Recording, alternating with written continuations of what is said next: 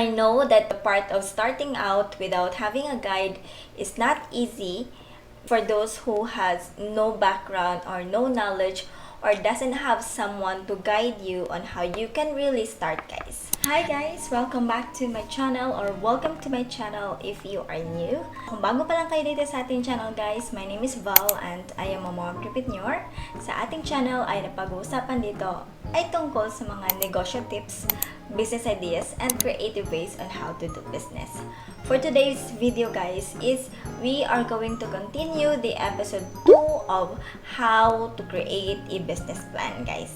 So if you haven't watched the first episode, guys, please watch it here. Or I will be linking in the description box below for the episode 1. This video is part of our series na tinatawag natin na how to start your own business, guys. I know that the part of starting out without having a guide is not easy for those who has no background or no knowledge or doesn't have someone to guide you on how you can really start, guys. Now, this series is here for you in order for you to have a guide talaga on how you can start your own business. I know I've been there also, guys. I just figured it out all throughout the years, days, and months that I've in the business, guys, executing the business. These are the steps that I figured out that dapat sana is ginawa ko. The first episode, guys, na ginawa ko is yung what are the steps on how you can do it. And then the next video for the episode 2 is a guide naman on how you can start your own business plan. Now, I have 2 episodes for that, or 2 parts, guys. The part 1 is talks about the business, the company, and it's all about the business, guys. Now, for this video is gonna be the part 2, which is all about the marketing. So, if you haven't watched this, guys, tingnan nyo muna or panoorin nyo muna yung video na yun, guys. As I mentioned from my previous video, we have a document or we have a business plan template that we downloaded that being provided for free by Jillian Perkins. Let's start with the part 2 in how to use the business plan. Now, for the business plan, guys, we are in the part of the marketing. Okay? So, I do hope na meron na talaga kayong copy kasi at least meron kayong guide, guys, kung ano yung mga questions na nilagay ni Jillian Perkins dito at magkakaroon kayo ng idea on what are these questions all about. But for me, guys, I'm just gonna tell you or I'm just gonna share with you guys kung ano yung mga sinulat ko dito para you have a guide on what you can really write down in the document. Now, the first page of the marketing is the target market demographics, or it talks about on your target audience or target market. Now, there are plenty of questions here, but we have the target market demographics, which I mentioned here the age, the income, where are these people live, where are these people are staying or living, bakit nila nakikita yung shop ko, what are their interests, what are the desires, guys. So those are the type of labels or information that you needed to put in this part of demographics for you to niche down who are you're going to target at, guys, for a customer. So for the target market psychographics, guys, it talks about how can I explain this? Siguro on how does your target audience or think about or feel about, guys. So, ano yung nilagay ko dito is I wrote down that the desires to satisfy their own cravings. So, meaning, I am targeting those people na nagki-crave talaga, guys. Nagki-crave sila, naghahanap sila ng pagkain, inumin, na makakapag-satisfy sa kanila. So, yun. For now, guys, I have not put the estimated size of target market kasi ang focus ko ngayon is now. So, ngayon kasi pandemic, guys. So, medyo mababa yung market size namin kasi malapit siya sa school and since wala naman talagang pasukan, so medyo mahina talaga, guys. But, if siguro babalik tayo sa normal, maybe the size will increase.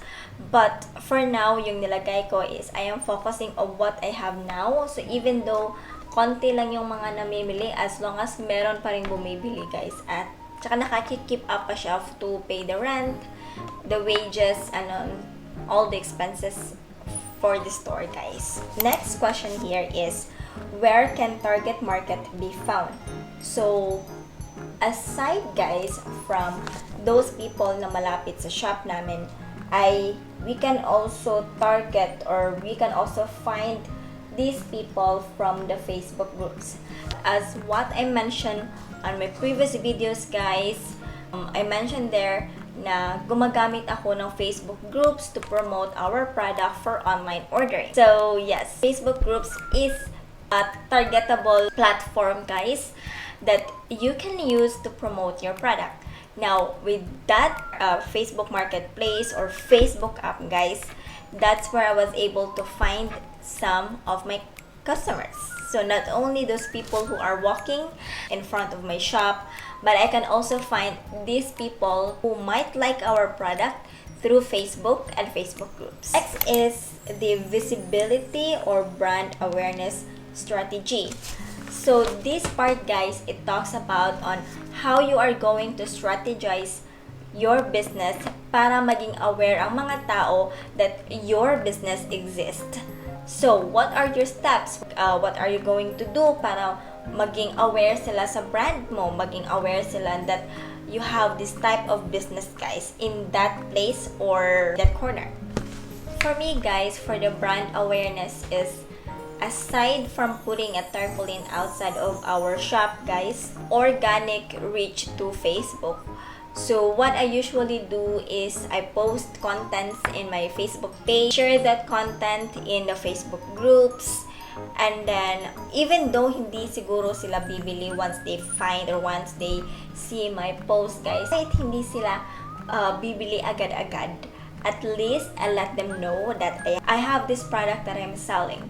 So they have already an idea. So what I usually do, guys, is I let them like or follow my Facebook page or share also the content para makapag-reach pa kami ng other people. So even though, guys, hindi sila magpo-purchase agad-agad, at least I have already their Facebook who are liking, who is following our account, para in the near future that I keep posting content in the Facebook page every time that it will show up in their feeds.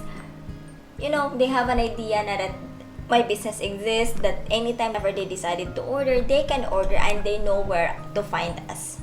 So that's how I'm doing my brand awareness. So the next part is the lead generation strategy. So lead generation strategy, guys, it talks about on how you can generate a sale. No, it actually means on how to establish a contact with the people who have discovered your brand. Meaning, if those people who already like your Facebook page, who already saw those posts, guys, how can I keep in contact with those people? So that's one. So you are going to strategize, guys. So one strategy that I am doing is that when I do the posting, so people will like my post. So if they haven't liked the Facebook page, I always send them an invite. Hey, to follow my Facebook page. Hey, to like my Facebook page. Then boom. So I already have a follower now.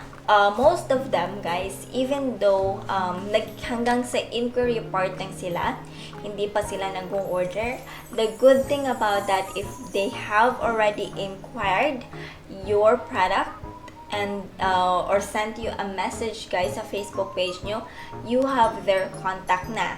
So which means that whenever in the near future, guys, if you are going to create a promotion, let's say for example, a buy one take one promo or a payday sale promo, you can go ahead and send them one by one a message to be more aware that, hey, you're having an ongoing promotion, or you are going to have a promotion on this day and it will end on this day. So that's how I keep myself in contact with the people who haven't ordered but keep in touch with me, guys. Or even though siguro nakapag-order na, through the Facebook group message, guys, I have their contacts. So whenever I run any promotions, I can just send a message directly. I know this one company who did this is the Boss Coffee. There's a Boss Coffee, guys, that are selling the coffee online. So I accidentally clicked the message button. So yun nga, yung account ko parang nasa list na nila. So every time na merong promotions is they always send a message, guys. Parang automatic message na siya that sends out siguro to all the users na nag-inquire or nag-send ng message or maybe place an order before, guys, para maging aware sa product. And that's one thing that I have also been practicing, guys, in my Facebook page. So those who have sent message, whether they ordered before or whether they have not ordered, I keep in contact with them. I send them promotion information and what they are going to expect as a promo in the future. Now, the conversion strategy, guys. So that's it na. So it means it talks about how you are going to convert these people into sale. So it means I have already my lead generation. I know where to find my customer. Now they have already aware of my business. Now how am I going to keep in touch with them? So we are keeping in touch with this customer. How are we going to convert this into a sale? So the conversion strategy that I'm making is that I'm using a chatbot. There's a lot of video tutorial of this chatbot, guys. So technically, this chatbot, it's a free. You can do a free trial, guys. But there's also a paid one here. So what happened is that I create a systematic auto reply to my Facebook page. So whenever there's someone who will place an order or do ask questions, parang may FAQ na ako doon, guys. So let's say for example, magtatanong sila price list. So once they click the button of price list, doon na magpa-pop up na yung listahan ng anong binibenta ko with the pricing. So in that way, it saves my time in replying them one by one. And then once they've made an order, guys, are all good. Once the chatbot answered or provided an answer to their inquiries, guys, they will make an order na. So that's how I'm able to convert these contacts into sale. So hopefully that helps, guys, now. I'm not sure if you wanted to know more about in doing that or in depth. If you want me to create a video, guys, on showing to you how I'm doing that, I'd be glad to create that. Just comment nyo lang sa baba so I would know if you're interested in doing this type of videos. So the next page will be for the products, guys. Creating na naman siguro ng part 3 video of this, guys. For the products, it talks about yung primary product mo. But I even created a pricing. I'm not sure if you can see it, but yes, this is not made by Julian Perkins for the product cost and profit, but I'm gonna show it to you in a separate video, guys. So yun nga, so I wanted to cut it off here. Nasyado nang mataas yung video natin, guys. So if you liked this video, guys, please do like nyo naman. And then, like nyo naman para malaman naman ni YouTube na maganda yung content ng video natin at para makapag-reach pa tayo ng more people who are interested in our content or in our video. Now, guys, please also, if you like to get more details or if you wanted to know more about the business or how to start your own business series, guys, please consider subscribing and then hit the notification bell so every time that I will be uploading new videos, you will get notified. And if you have friends, families na nangangailangan ng ganitong video guys or ganitong information, please don't hesitate to send the link of this video to let them know. Okay?